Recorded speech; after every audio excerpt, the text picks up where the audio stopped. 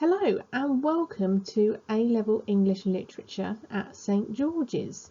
This video is to give you an overview of what the course will entail, but perhaps to also give you a little taster of what English literature at A-Level might be like. First question then, who will be my teachers? Well, it will be myself, Miss Steeples, and Mr Evans. Now, you are all perfectly capable of reading this yourselves, but you will see that Mr Evans and I have quite a diverse passion for literature, and we do hope that it is something that we can also share with you. Now, one thing that is asked is, what is English literature? Now, the first thing that probably comes to mind is Shakespeare and your memories of GCSE. But Shakespeare is deemed one of the founders of the English language and what language we use today. His work is still relevant across the world because his works include themes such as jealousy, unrequited love and ambition, things that people still experience in their day-to-day lives. Literature is also different types of texts. There are different forms: novels, poetry, drama, literary non-fiction, and all of this allows for a wealth of exploration. Literature is also reading. Now, while we go to a theatre to watch a play or some poets are performers, literature is about reading.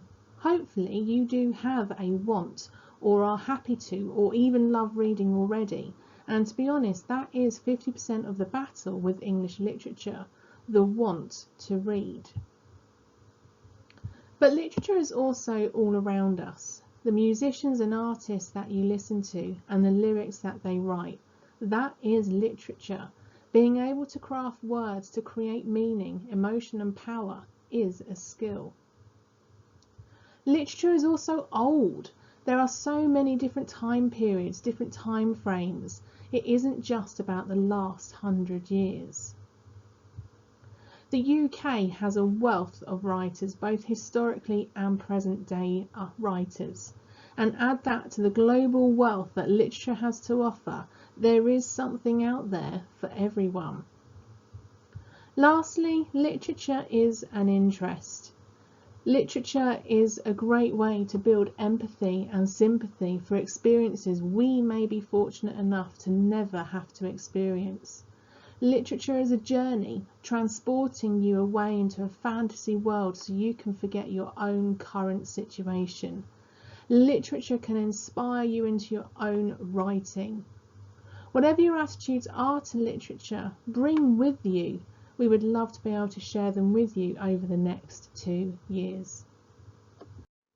But don't take my word for it. Some of you may take literature as you know it will help with your other subjects. Students who take literature and drama discover that the subjects support each other. Those that do history and literature soon find themselves understanding the context of text so much easier, but also see why people would be influenced to write about the time they are living in. Some of you may have had an excellent experience of English and want to carry on the subject for another 2 years. And some of you may have seen that English is deemed a facilitating subject, a subject that looks good on UCAS.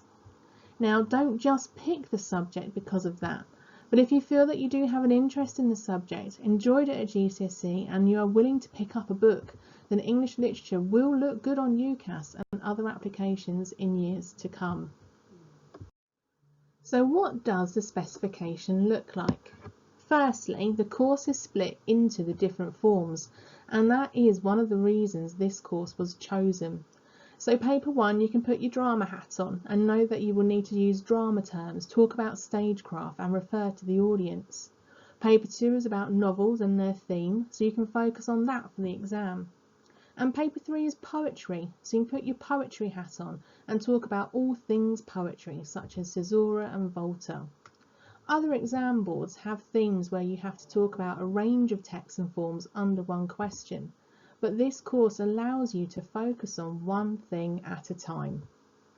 Secondly, there is a coursework element, and this is 99% free choice of text, so you can choose what to focus on here. Thirdly, when the A-levels were rewritten, they all had to have an element of unseen. Now, some exam boards ask you to look at an extract or critical theory which you haven't seen before. But with Edexcel, it is an unseen poem, something you did at GCSE.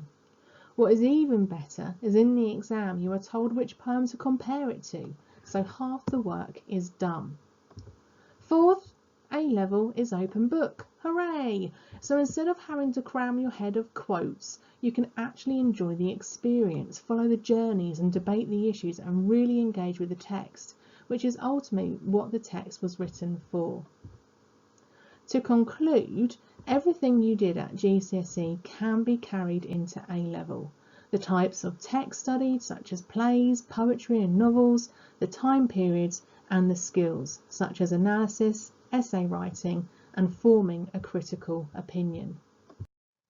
If you do decide to select literature as one of your A-level options, and we really hope that you do, there are 3 expectations that you will need to have met for September. The first are the entry requirements. You need to have achieved a grade 5 for English literature and a grade 4 for English language. The second is you need to have completed the 4 tasks within the summer milestone, which can be located on the school's website.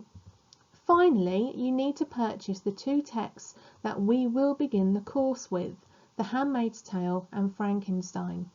Now, you may decide to wait until you have your grades to buy the text. This isn't a problem. It could be that you want to discuss your options on results day. There will be a grace period of sorts at the start of September, but you will need to purchase so you can be reading and making notes within class. The ISBN numbers are provided for you. The Handmaid's Tale, there aren't that many options, but Frankenstein, there are several versions online. The one here is the cheapest, and as the school provide the clean text for all exams, it is the one you will most likely have for your exam. But ultimately, you can choose which version of the text you want to have. Now, of course, there are some expectations of you as an A-level English literature student, and I'm not going to read them all to you, but perhaps 2 of the main ones. First, you do need to be able to read your texts outside of the lesson.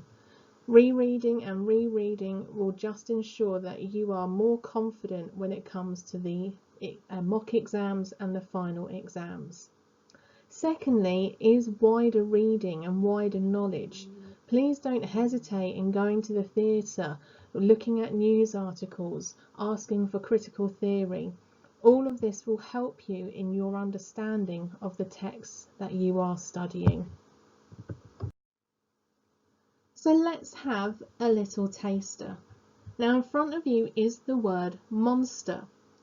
Now, perhaps for your interest, the origin of the word comes from the late Middle English, from Old French monster, from Latin monstrum, meaning portent or monster, from menere, warn.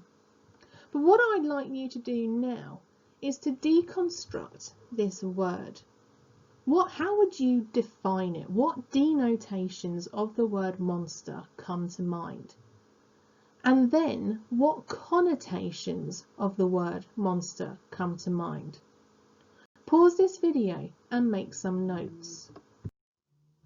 I imagine for some of you, the word monster had some of these ideas.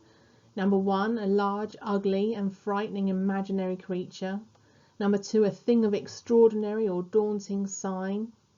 Or perhaps even 3, a congenitally malformed or mutant animal or plant. And I imagine if I'd asked you to draw it, you might have come up with something like this. Perhaps some of you thought of monster in a different way, and you may even have a younger sibling who is quite monstrous. Another definition of the word monster is an inhumanly cruel or wicked person.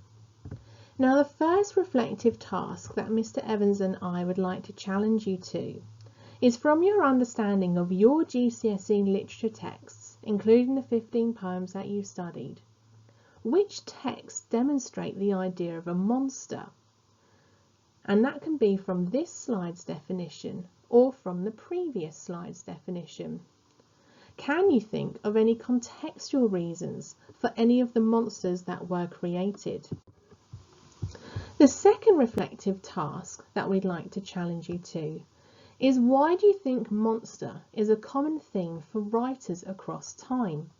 And the reason why we would like to challenge you to consider this is because the idea of a monster is present within the A-level texts that you will study.